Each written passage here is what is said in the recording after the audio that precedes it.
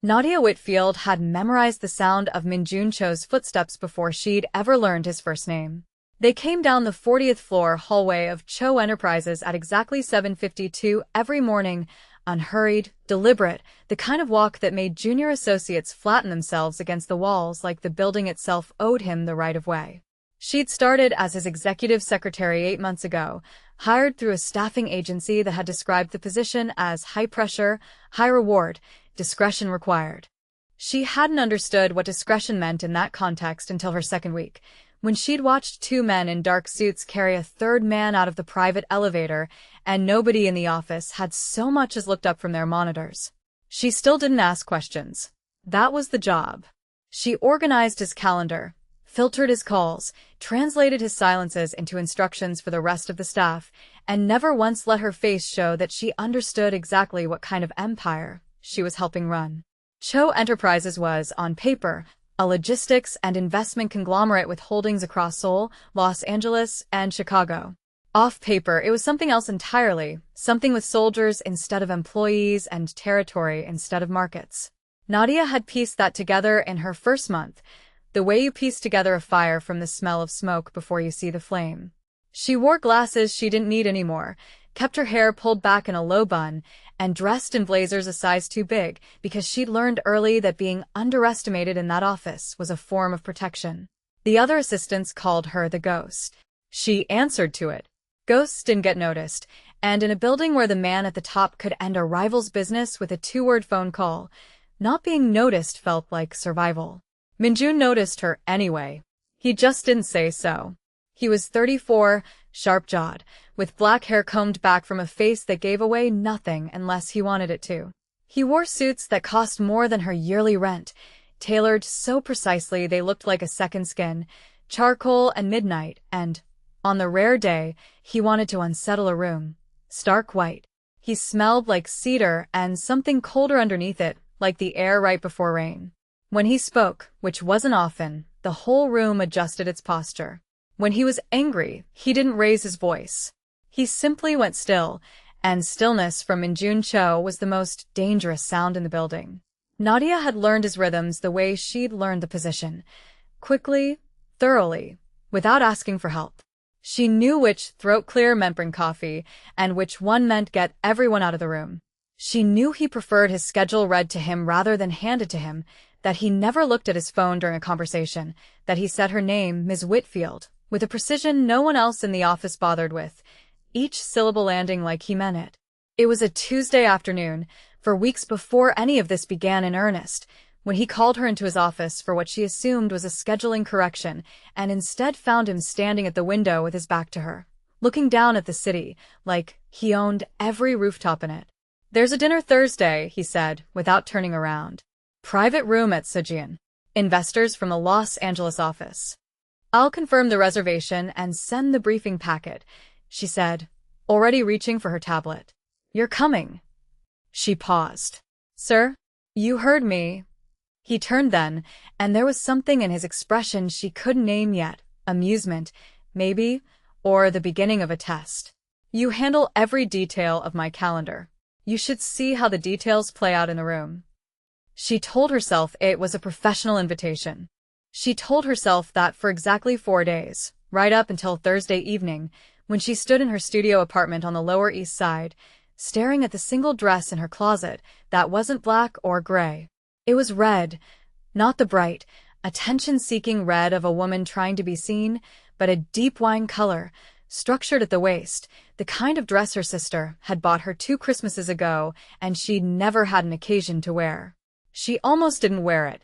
She almost reached for the navy blazer instead, the safe choice, the ghost choice. But something in her, some small, tired, defiant part of herself that had spent 8 months being underestimated on purpose, made her put on the dress instead. She took her hair down. She took off the glasses she didn't need.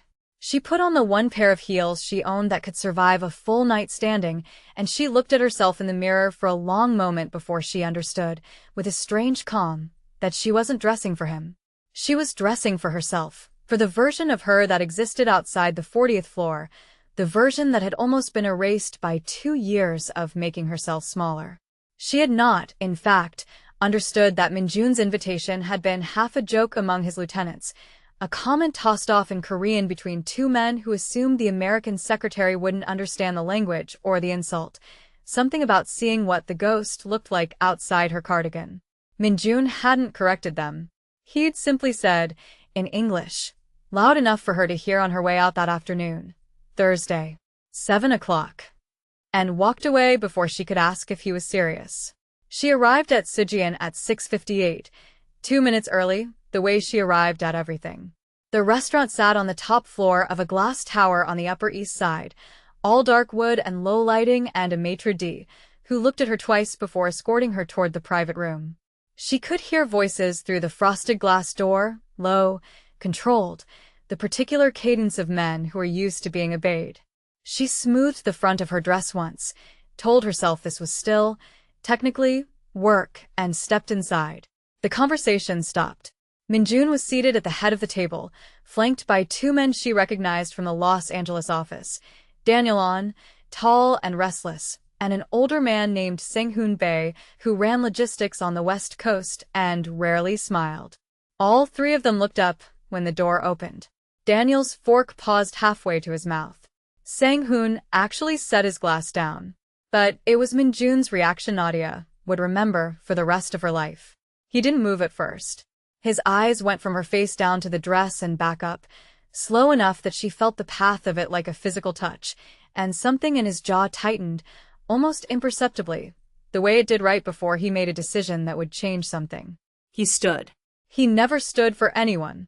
Ms. Whitfield, he said, and her name in his mouth sounded different than it ever had in the office. Not sharper, not softer, just more deliberate, like he was tasting the shape of it for the first time. You found the place all right.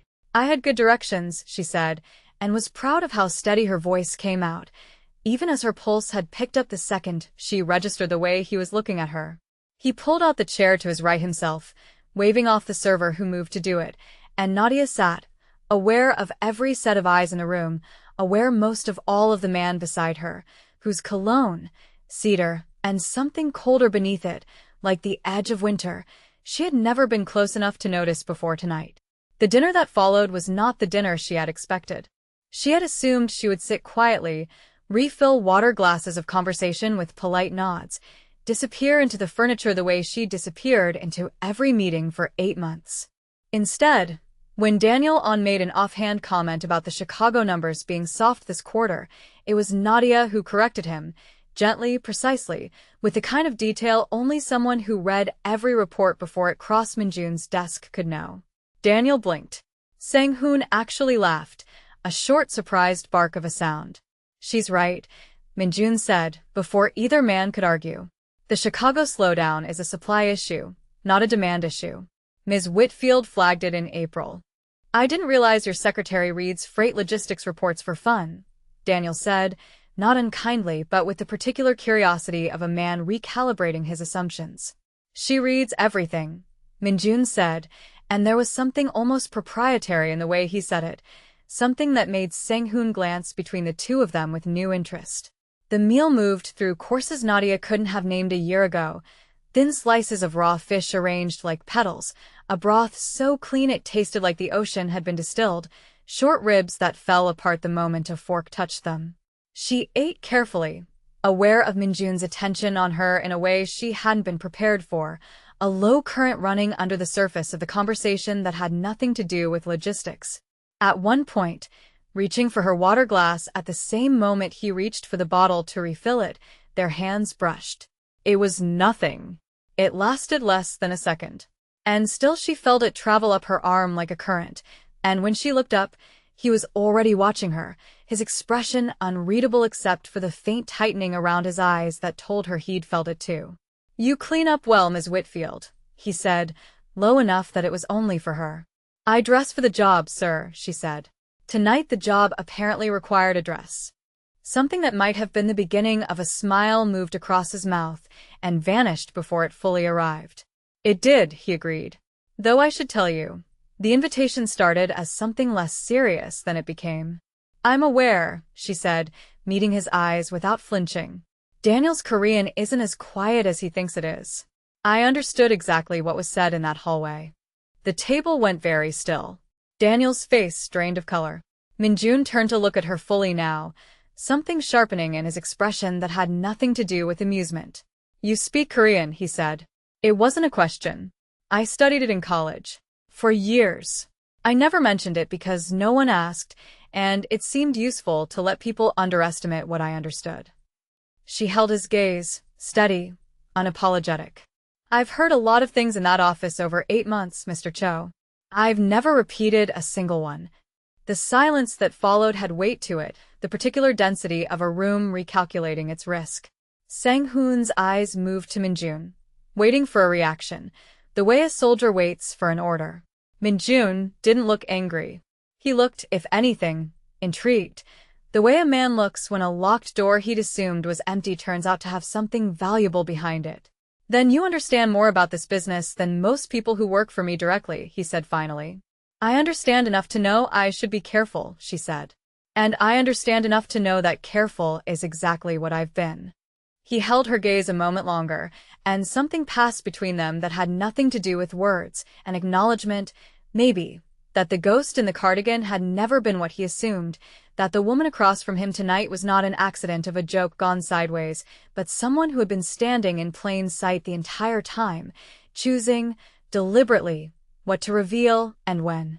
The rest of the dinner passed without incident, but something had shifted, some axis in the room had tilted, and Nadia felt it in the careful way Minjun refilled her glass. In the extra half-second his eyes lingered on her, when he thought she wasn't looking, in the way Sang-hoon addressed her directly now instead of routing every comment through his boss. It was near the end of the meal, as the plates were cleared and Daniel excused himself to take a call, that the first crack of the night's danger showed itself, small, almost invisible, the kind of thing Nadia would only understand the significance of later. A man in a gray suit entered the outer restaurant and spoke briefly to the maitre d', who glanced toward their private room with an expression of poorly concealed alarm before hurrying over. He bent to murmur something in Minjun's ear. Nadia watched Minjun's face go still in the particular way she'd learned to recognize as the most dangerous kind of calm. Excuse us, Minjun said to the table, and rose, gesturing for Sang-hoon to follow him out. Before he left, he turned back to Nadia. Stay here. Do not leave this room. What's happening? She asked, already on her feet despite the instruction. Ms. Whitfield. His voice was quiet but carried an edge she hadn't heard directed at her before. Sit down. She sat.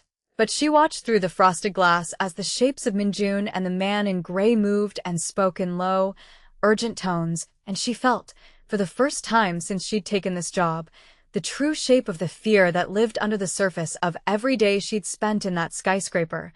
Not fear of Minjun, but fear of the world that surrounded him, the world that could reach through a restaurant door on an ordinary Thursday and change everything.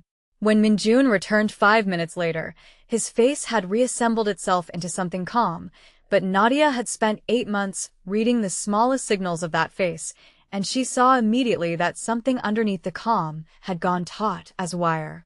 We're leaving, he said. Now. Ms. Whitfield, you're coming with me. Is something wrong? There's a car waiting. I'll explain in the vehicle.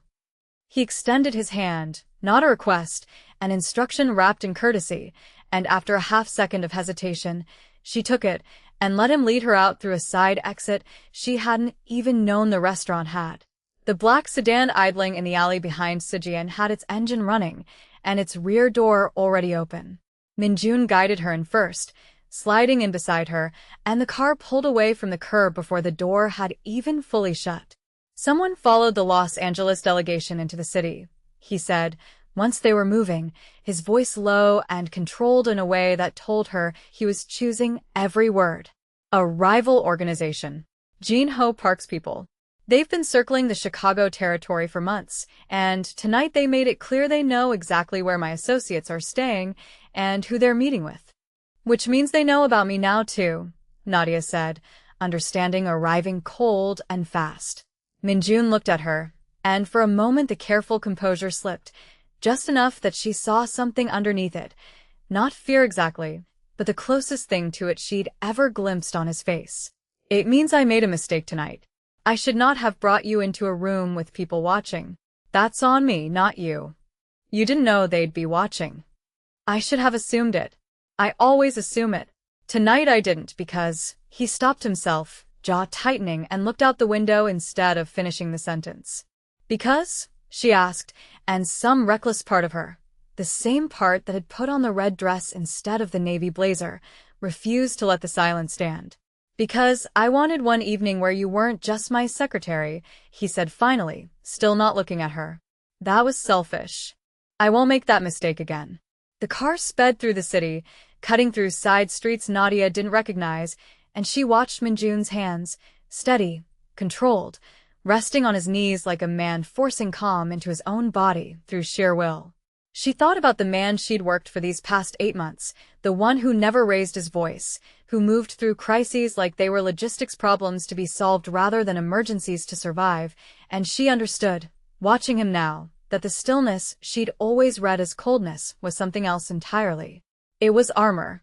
It was the only way a man who lived his whole life 5 seconds from disaster managed to function at all. Where are we going? She asked. My residence. It's secured. You'll stay there tonight until we understand how much they know. I have work in the morning. You have work whenever I say you have work, he said, and then, seeing her expression, something almost like regret crossed his face. That came out wrong. What I mean is, nothing happens to you tomorrow, or any day after, until I'm certain you're safe. That's not a request, Ms. Whitfield. That's the only thing I'm certain about right now. She should have been afraid. Some part of her was. But there was another part, quieter and more insistent, that noticed the way his hand had drifted, almost without his permission, to rest an inch from hers on the leather seat between them, close enough that she could feel the warmth of it, not quite touching. Nadia, she said. He looked at her. My name, she said. It's Nadia. If we're going to spend the night hiding from a rival Mafia family together, you might as well use it. Something shifted in his face, not quite a smile, but close, the ghost of one. Nadia, he repeated, and the sound of her first name in his mouth landed somewhere low in her chest, unfamiliar and startling in its intimacy. Minjun. Since we're apparently on a first-name basis now. Minjun, she said, testing the shape of it, and watched his hand close, finally, over hers. The residence turned out to be a converted brownstone on the edge of a private, gated block Nadia hadn't known existed in the city, guarded by 2 men who nodded at the car without asking questions and closed the gate behind them with the finality of a vault door sealing shut. Inside, the house was quiet in a way that felt deliberate, every surface clean and spare, art on the walls that looked like it belonged in a museum rather than a home. Guest rooms upstairs, second door on the left, Minjun said, leading her through the front hall. There's a change of clothes in the closet. My sister stays here sometimes. She's roughly your size. I'll have someone bring your things from your apartment in the morning, discreetly. You have a system for this, Nadia observed. Hiding people. I have a system for a lot of things I wish I didn't need, he said, and something in his voice made her stop at the base of the stairs and look back at him. Is this because of what happened to someone before? She asked, and immediately wondered if she'd overstepped, watching his face close for a fraction of a second before it opened again, slower this time, more deliberate. There was a woman, he said finally. Years ago. Before I ran the Chicago territory, before any of this was mine to protect. Her name was Hannah. She wasn't part of this world. She was a violinist. She taught children at a conservatory. She had nothing to do with anything I did in the daylight or the dark. She loved me anyway, or thought she did. I never told her enough about what I was to let her make an informed choice about staying. He paused, and Nadia watched something old and unhealed move behind his eyes. A rival family found out about her because I was careless the way I was careless tonight. They used her to send a message. I was 3 minutes too late. Minjun. Her voice came out softer than she intended. I don't tell people that story, he said. I'm not sure why I'm telling you. Because I asked, she said. And because you're tired of being the only one who remembers her. He looked at her for a long moment, something raw and unguarded passing across his face before the composure slid back into place, more effort than it usually cost him. Get some rest, Nadia. Tomorrow will be complicated. She went upstairs, but she didn't sleep. She lay awake in the unfamiliar bed, replaying the sound of her name in his mouth, the warmth of his hand over hers in the car, the rawness in his voice when he'd spoken Hannah's name for what was clearly the first time in a long time to anyone at all.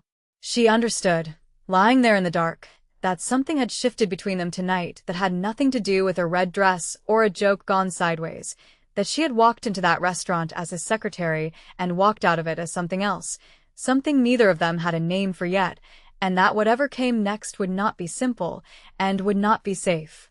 She woke before dawn to the sound of raised voices downstairs. She pulled on the borrowed clothes from the closet and crept to the top of the stairs, staying out of sight, listening. Minjun's voice, low and controlled, cutting through Sang-hoon's more urgent tone. "They found the reservation," Sang-hoon was saying. "Sujian keeps records. If Park's people got a name off that reservation." "They have my name," Minjun said. "That's expected. The question is whether they connected the woman in the red dress to anyone who matters." "You think they're that stupid?" "Boss, they've had eyes on this office for months. If they saw her leave in your car..." "Then we handle it," Minjun said, in a tone that ended the conversation, and Nadia heard footsteps crossing the floor below, heard a door open and close, heard the particular silence that follows a threat too large to speak aloud. She went down the stairs anyway. Minjun looked up sharply when she appeared in the doorway of what she now understood was a kind of war room, screens along one wall showing security feeds, a table covered in documents she wasn't meant to see. He didn't tell her to leave. "Tell me the truth," she said. "All of it. Not the version you think I can handle. The real one." He studied her for a long moment, and something in his expression suggested he was recalculating. Again, what kind of woman was standing in front of him? "Jin-ho Park has been trying to take the Chicago territory for my organization for 2 years, he said finally. "He's failed every time because I've been careful, and because the people around me have been careful. Last night, for the first time in 2 years, I wasn't careful. I brought someone into a room I shouldn't have, someone who matters to me, and now Park's people know that." "Someone who matters to you," she repeated.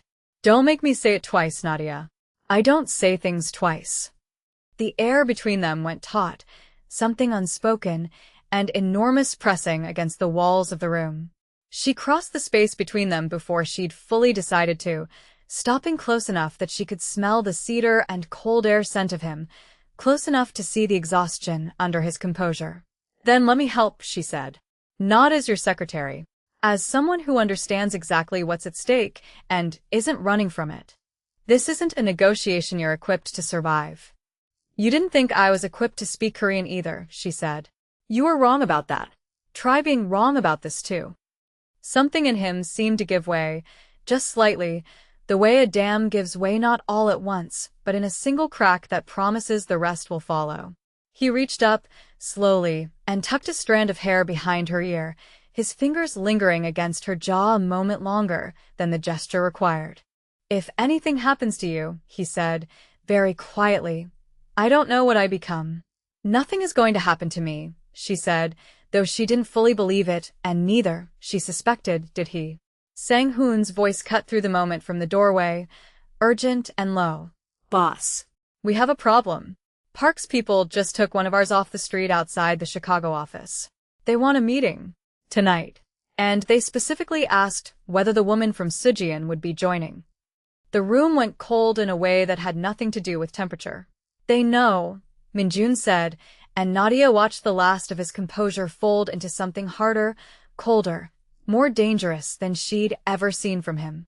"They know who you are to me, and they intend to use it." "Then we don't give them what they want," Nadia said, her mind already working, the same precise, methodical instinct that had made her indispensable on the 40th floor now turning itself toward a different kind of survival.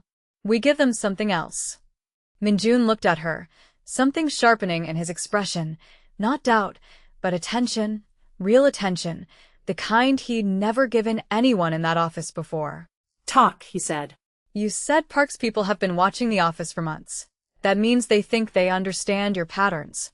Your predictability is the only weapon they have against you, They don't have your resources, they don't have your reach, but they think they know how you'll react to a threat against someone you care about.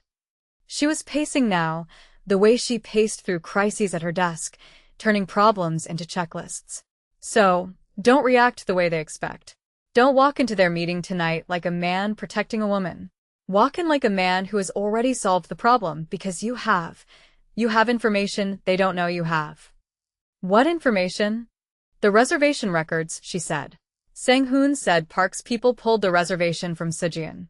That means someone inside that restaurant leaked it to them, which means you have a source problem, not just a Park problem. Find the leak before tonight. Bring them proof at the meeting that you already know exactly how they got their information. Show them their intelligence isn't as clean as they think it is. Men like Park don't respect strength that reacts. They respect strength that already anticipated them. Min-jun stared at her for a long moment, something in his face rearranging itself entirely. Not surprise exactly, but a dawning, deliberate reassessment, the look of a man discovering an asset he hadn't known he possessed. Sang-hoon, he said, without looking away from Nadia. Pull the restaurant staff list. Every employee who had access to the reservation system in the last week. On it, Sang-hoon said, and disappeared. You should have been running operations, not answering my phone, Min-jun said quietly, once they were alone again. I like answering your phone, Nadia said. It comes with better dental coverage than running operations would. The joke landed softer than she expected, and for the first time all morning, something that was almost a real smile broke across his face, brief and startling, gone as quickly as it appeared. You're extraordinary, he said, like the observation surprised him as much as it seemed to please him. I don't say that easily either. By early afternoon, Sang-hoon had confirmed it. A hostess at Sujian named Grace Merton, freshly hired 6 weeks earlier, had been feeding reservation details to a contact tied to Park's organization for the better part of a month. Min-jun's information network moved with a precision Nadia hadn't fully understood until she watched it operate up close. Quiet phone calls, encrypted messages, men who appeared and disappeared through the brownstone's side entrance, like they'd never been there at all. We move on the leak first, Min-jun said, standing at the head of the war room table as the afternoon light slanted through tall windows. Quietly. No violence toward the hostess. She's small, she's scared, and she's not worth the mess. We turn her instead. She keeps feeding Park's contact information, except now it's information we choose. You're going to use her against them, Nadia said. I'm going to use their own strategy against them, he corrected. That was your idea, if you'll recall. The meeting with Park was set for 9 that evening, at a warehouse on the edge of the meatpacking district that Min-jun described, with the particular flatness of a man who had done this before as neutral ground in theory. Nadia was not invited. She fought him on it for 20 minutes, in the kitchen of the brownstone, voice low and furious in a way she rarely allowed herself to be. You said men like Park respect strength that anticipated them, she said. How does it look if the woman who solved half your problem is hiding upstairs while you walk in there alone? It looks like I'm keeping the person who matters to me out of a room full of armed men, Min-jun said, and there was an edge in his voice now, something close to desperation dressed up as authority. Nadia. I already lost someone once because I let her get too close to a room like that one. I am not doing it again. I'm not Hannah, she said, and watched the words land like a blow, watched him flinch almost imperceptibly. I'm not asking you to protect me from the truth of what you are. I'm asking you to let me stand next to you instead of behind you. There's a difference, and I think you know it. He was quiet for a long moment, jaw working, something warring behind his eyes. If anything happens to you tonight, he said finally, it will be the second time in my life I failed to save the person who mattered most. I don't know if I survived that twice. Then don't fail, she said, stepping closer, close enough now that the space between them had nearly disappeared entirely. Trust me to help you not fail. He looked at her for a long moment, something breaking open behind his composure, and then, slowly, deliberately, he closed the last of the distance between them and kissed her, not gentle, not tentative, but with the controlled, deliberate intensity of a man who had spent 8 months not allowing himself to want something and had finally run out of reasons to resist. She kissed him back with everything she'd been holding since the moment their hands had brushed over a water glass at Sujian, and when he finally pulled back, his forehead resting against hers, his breath uneven in a way she'd never heard from him before, he said quietly, "I told myself this was survival instinct. Keeping you close because it was strategically sound. I was lying to myself the whole time." "I know," she said. "I've known since the car." "You're coming tonight," he said. "Not into the warehouse, but close. Where I can see you're safe, and where, if something goes wrong, you're positioned to move." He pulled back to look at her fully, something fierce and unfamiliar in his expression. "This is the only version of that request you're getting, Nadia. Take it or fight me on the details later." "I'll take it," she said. "For now." The warehouse sat at the end of a narrow street lined with shuttered loading docks, lit by a single security light that threw long shadows across the cracked asphalt. Nadia sat in the back of a second car half a block away, close enough to see the building, far enough to be, in theory, safe. With Sang-hoon in the driver's seat and a second man, she hadn't been introduced to watching the street through the side mirror with the flat, alert stillness of someone whose whole job was expecting violence. She watched Minjun walk toward the warehouse entrance alone, flanked by two of his men who peeled off at the door, watched him disappear into the dark mouth of the building with a straight spine and a stillness that gave away nothing of the man who had kissed her 40 minutes earlier, like the world was ending. The minutes crawled. Sang-hoon's radio crackled with low, coded exchanges she couldn't fully follow. 20 minutes in, his posture changed, sharpened, and he reached for the door handle. "What's happening?" Nadia asked. Voices raised inside. "That's not part of the plan." Sang-hoon's voice had gone tight. "Stay in the car." "Like hell I will." She was out of the car before he could stop her, moving toward the warehouse with a speed that surprised even her, adrenaline burning away every ounce of caution she'd spent 8 months cultivating. Sang-hoon swore behind her and followed, gun already drawn, and together they reached the side entrance, just as the first gunshot cracked through the night air from somewhere inside. Nadia's whole body went cold. She pushed through the side door before Sang-hoon could stop her, into a warehouse lit by a scattering of hanging work lights, and saw, across the vast open space, Minjun on one knee behind an overturned crate, a gun in his hand. 3 of Park's men fanned out near the far wall with weapons raised, and Jin-ho Park himself standing in the open, shouting something in Korean about betrayal and Hannah Seo's name being spoken like a curse. Everything narrowed to a single point of clarity. Nadia understood, in the space of a heartbeat, exactly what was happening. Park had not come to negotiate. Park had come to finish something that had started years before Nadia had ever walked into that skyscraper, something rooted in a debt of blood that had nothing to do with logistics or territory, and everything to do with the woman Minjun had failed to save.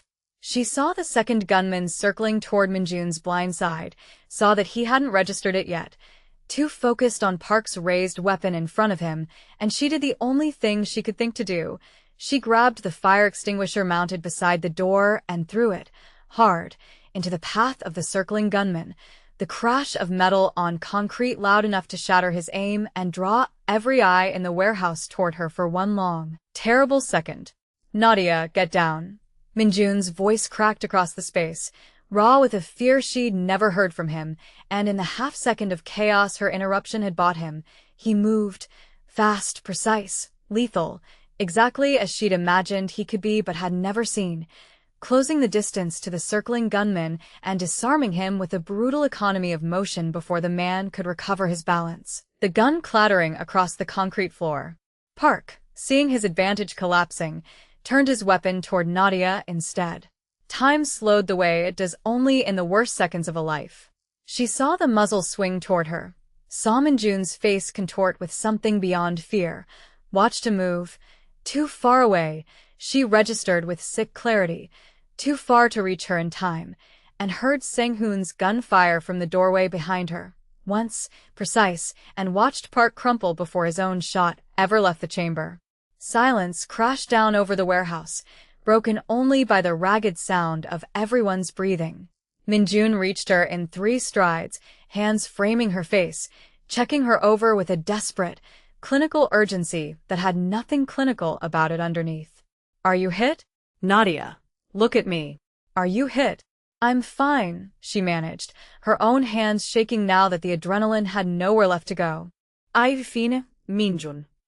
He pulled her against him hard enough that she felt his heart hammering through his chest, felt the tremor running through his hands where they gripped her, and for a long moment neither of them said anything at all, just stood in the wreckage of a warehouse that had almost become a second grave, holding onto each other like the only solid thing left standing. Park's remaining men, seeing their leader dead on the concrete and no clear order to fight or flee, simply lowered their weapons and let Minjun's people take control of the room. It was over in the space of a breath, the way violence in that world so often was sudden, absolute, and then just as suddenly finished, leaving behind only the wreckage and the people who had to live with it. You could have died, Minjun said against her hair, his voice rough in a way she'd never heard from him. You threw yourself into a room full of guns for me. You would have done the same for me, she said. You already were doing the same for me. That's why he turned his gun on me in the first place. He pulled back to look at her, something in his face finally, completely unguarded, stripped of every careful wall he'd spent his whole adult life constructing. I am done pretending I can survive losing you, and calling it strategy, he said. I don't know what this is between us yet. I don't know what it costs either of us to keep it. But I am not doing this without you. Whatever comes next, Chicago, Park's remaining people, the mess this is going to make for weeks, I am not doing it alone, and I am not doing it without telling you exactly what you are to me. Then tell me, she said. You're not my secretary, he said.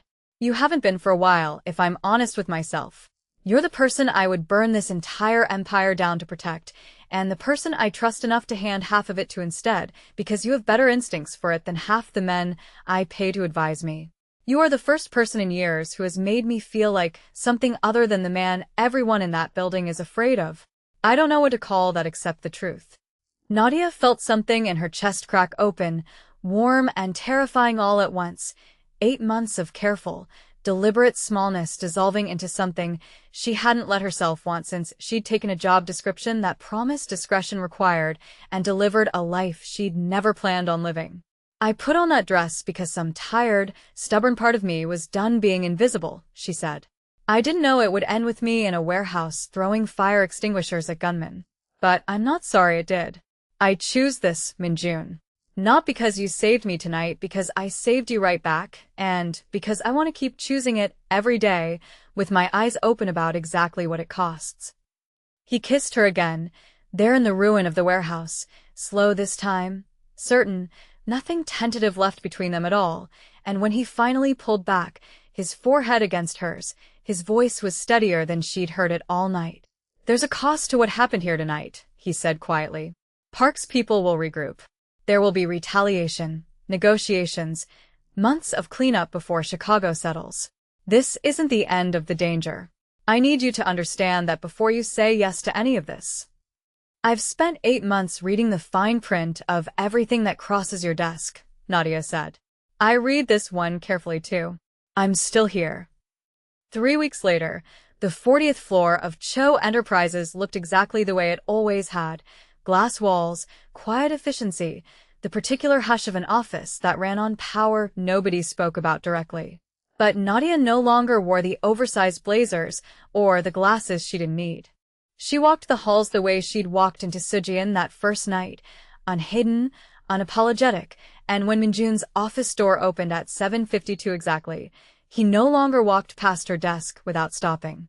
He stopped every morning now, just for a moment, just long enough to say her name the way only he ever had, like it mattered, like it was worth the extra half-second it cost him in a day built entirely around efficiency.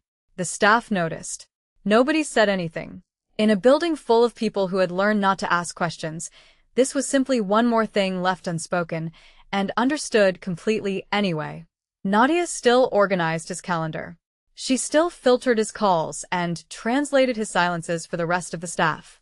But now, when the private elevator opened at the end of the day, she was the one riding down in it beside him, her hand finding his without either of them announcing it, the two of them walking out into a city that had tried, once, to take everything from both of them and failed. If you loved watching Nadia refuse to be the ghost anyone expected her to be, make sure you like this video and subscribe for more dark romance stories just like it. Drop a comment below and tell me which moment hit you hardest: the red dress, the warehouse, or the truth he finally let himself say out loud.